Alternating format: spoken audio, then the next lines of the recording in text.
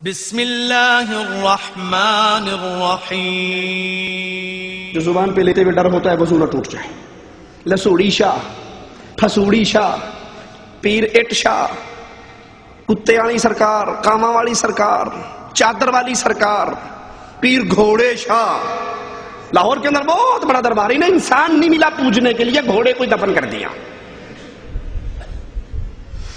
جن کو قوم نو پوجتی تھی وہ نیک اولیاء اللہ تھے، جن کو آج پوجا جاتا ہے یہ جانوروں کی قبریں بنا لیتے ہیں. ارے نام تو چج کا رکھ لو، کوئی نام رکھنے میں پیسے لگتے ہیں؟ کوئی اچھا سا نام دو. پیر و مرشد، امام طریقت، اور آخر کے اندر پیر کا کیتاڑ. پاکستان کے اندر بہت بڑا پیر ہے، زندہ ہے، اس کا نام لقب ہے پیر کا کیتاڑ. اس سے بڑا گمراہ اور ظالم کون ہوگا؟ وہ نیک کو پوجا کرتے تھے، آج بدکاروں کی عبادت ہوتی ہے، بدکاروں کی پوجا ہوتی ہے. وہ فرماتے ہیں جب یہ مر گئے لوگوں نے ان کی تصویریں، مورتیاں بنا لی تاکہ انہیں دیکھ کر عبادت کا شوق پیدا ہو، اور جب یہ مر گئے تو ان کی اولاد کو ابلیس نے یہ کہہ کر بہکا دیا کہ تمہارے آبا و اجداد ان کی پوجا کرتے تھے، ان کی قبروں پہ سجدے کرتے تھے، قبروں کا طواف ہوتا تھا، ان کے نام کی نظر و نیاز ہوتی تھی، ان کے لیے ذبح اور قربانی ہوتی تھی. آج بھی کسی کو دعوت دی جائے توحید کی، وہ جواب میں یہی نہیں کہتا جی مولوی صاحب ساری گلاں ٹھیک نے، میں جب پاکستان گیا میں نے وہاں جا کر کہا ابا جان کو، ابا جان یہ 11ویں حرام ہے، یہ بابا کی چادر حرام ہے، یہ عرس، یہ سب چیزیں شریعت سے خارج ہیں. تو اس نے کہا تجھے پتا ہے یا تیرے دادا ابو کو پتا تھا؟ یہ تو ہمارے خاندان میں 7 نسلوں سے چل رہی ہے. یہی حصہ شیطان نے قوم نوح میں ڈالا تھا کہ اے پنجتن پاک کی قبروں کو بھول جانے والوں، ان کو تمہارے آبا و اجداد پوجا کرتے تھے، اور آج ان کو آبا و اجداد کے لیبل کے تحت پوجا جاتا ہے. اکرمہ کا قول ہے کہ آدم اور نوح علیہ السلام کے درمیان 10 صدیوں کا طویل عرصہ تھا، اور اس طویل عرصے کے اندر تمام لوگ دین ابراہیم، دین اسلام پر زندہ تھے، اسلام پر تھے، ایمان پر تھے، توحید پر تھے، شرک ان کے اندر موجود نہیں تھا. آدم سے لے کر نوح تک تمام کے تمام اللہ کے دین پر تھے، اسلام پر تھے. پھر ان بزرگوں کے معاملے میں غلو کا راستہ کھلا. دیکھو شرک کیسے داخل ہوا. آدم سے لے کر نوح علیہ السلام تک 10 صدیوں میں سارے لوگ مومن تھے، مواحد تھے، دین اسلام پر تھے. پھر قوم نوح کے پنجتن پاک کے بارے میں غلو کا دروازہ کھلا، اور یہاں سے شرک کا آغاز ہوا. رسول اللہ صلی اللہ علیہ وسلم فرماتے ہیں اس عرب میں شرک کا سلسلہ چلانے والا عمر بن ربیعہ تھا. اس نے سب سے پہلے بتوں کی پوجا اور شرک کا یہ دروازہ کھولا. اللہ کے نبی علیہ السلام فرماتے ہیں اس سے پہلے تمام عرب قبائل دین ابراہیم پر قائم تھے. بخاری و مسلم میں ہے، رسول اللہ صلی اللہ علیہ وسلم فرماتے ہیں میں نے عمر کو جہنم میں دیکھا. شرک کرنے والا کہاں ہوتا ہے؟ شرک کرنے والا کہاں ہوتا ہے؟ یا غوث المدد کے نعرے لگانے والا کہاں ہوتا ہے؟ قبروں کا طواف، قبروں پہ سجدے، قبروں پہ نظر، قبروں پہ نیاز.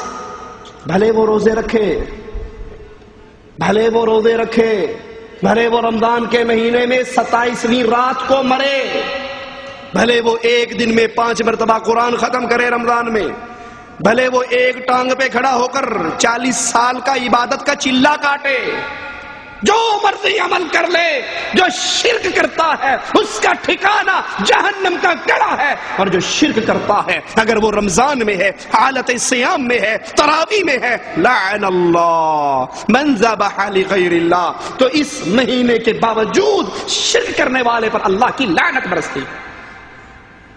نبی فرماتے ہیں میں نے عمر کو دیکھا، وہ جہنم میں جل رہا تھا، اس کی آنتیں، اس کی انتڑیاں باہر نکلی ہوئی تھی، اور ان کو وہ زمین پہ گھسیٹتا ہوا پھر رہا تھا. آج بھی اہل شرک کا یہی حال ہے. بزرگوں کی قبروں پر قبے ہیں، بزرگوں کی قبروں پر عمارتیں ہیں. پہلے صرف قبر بنائی جاتی ہے. ہمارے اپنے گاؤں میں پیر صادق کا دربار ہے. سب سے پہلے وہ مرا، ایک آدمی نے 10 مرلے کا پلاٹ وہاں پہ یہ فیکٹری کھولی. یوں بکتا تو 1 2 لاکھ کا بکتا. اس نے اپنے اس پیر صاحب کو یہاں دفن کیا. کئی سال تک صرف قبر رہی. اس کے بعد پھر آہستہ آہستہ اس کی باؤنڈری بنی، آہستہ آہستہ اس میں چادریں شروع ہوئی، پھر کرامتوں کے چرچے عورتوں کے ذریعے چلے. ابھی بھی میرا مرغا گم گیا تھا، میں نے بابا کی قبر پہ جھاڑو دی، شام کو مرغا واپس آ گیا. اب یہ کرامتیں چل رہی ہیں. آہستہ آہستہ اس پر پیسہ چندہ آتا گیا، چندہ آتا. اب یہ فیکٹری ہے، نہ مشینری خراب ہو، نہ بجلی کا بل آئے، نہ رینٹ آئے، نہ آپ پر سیل ٹیکس لگے، کوئی چکر نہیں. جو گزرے گا جھک کر کچھ دے کر جائے گا، بھلے اس میں کچھ بھی مرا ہوا دفن نہ ہو، یا لاہور کی طرح گھوڑے شاہی دفن ہو. پھر اس کے قبے بنے. یہ آغاز ہے شرک، ایسے چلتا ہے. اس دور کے مشرکوں کا بھی حال یہی ہے. پہلے قبر تھی، پھر چار دیواری ہوئی، پھر سبز چادر معمولی سی فلیٹ کے کپڑے کی. پھر اس کے بعد جب قبہ بن گیا تو پھر ریشم کی چادریں شروع ہو گئی، پھر اس کا عرش شروع ہو گیا. پھر وہاں پر لوگ آ کر اپنی حاجات منوانے کے لیے سوال کرنے لگے. ساڈی سندا نہیں، تہاڈی موڑدا نہیں، ساڈی تہاڈے اگے، تہاڈی اودے اگے ڈائریکٹ رابطے نے، ساڈی نہیں سندا. اس سے بڑا ظالم کوئی اور ہوگا جو اللہ پر اتنی بڑی تہمت لگائے؟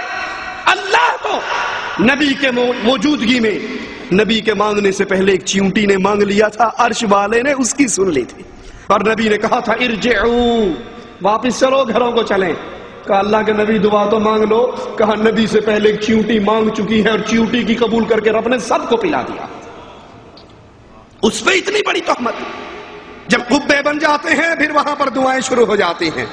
اور پھر سب سے خطرناک شرک کہ ان قبر والوں کو پکارا جاتا ہے، ان مردوں کو اپنی حاجت روائی اور مشکل کشائی کے لیے آوازیں دی جاتی ہیں، ان سے سوال کیا جاتا ہے، ان سے مدد مانگی جاتی ہے.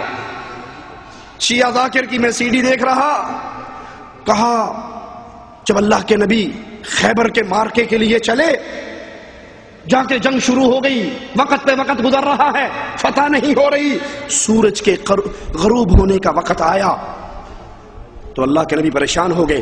سجدے میں مصلی بچھایا، 2 رکعتیں پڑھی، اللہ سے باتیں شروع کر دی کہ میں نہیں کہتا تھا اس کو ساتھ لے کر آؤں.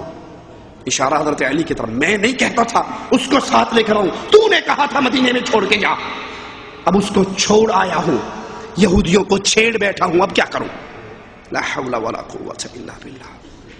کہا اتنا کہنا تھا، آسمان سے علی نازل ہوئے. عیسیٰ نازل ہوں گے تو فرشتوں کے پروں پہ ہاتھ رکھے. کہا علی نازل ہوئے بغیر فرشتے کے.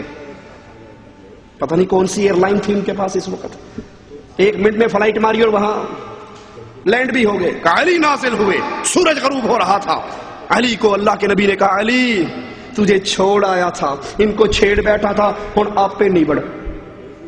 علی گئے خیبر کے دروازے کے سامنے. وہ ذاکر کہتا ہے 600 من. کتنے من؟ 600 من وزنی دروازہ. علی نے اپنے ناخن کے کنارے پہ اٹھایا اور فضا میں اچھالا. کہتا اس وقت کا اچھالا آج تک واپس نہیں آیا.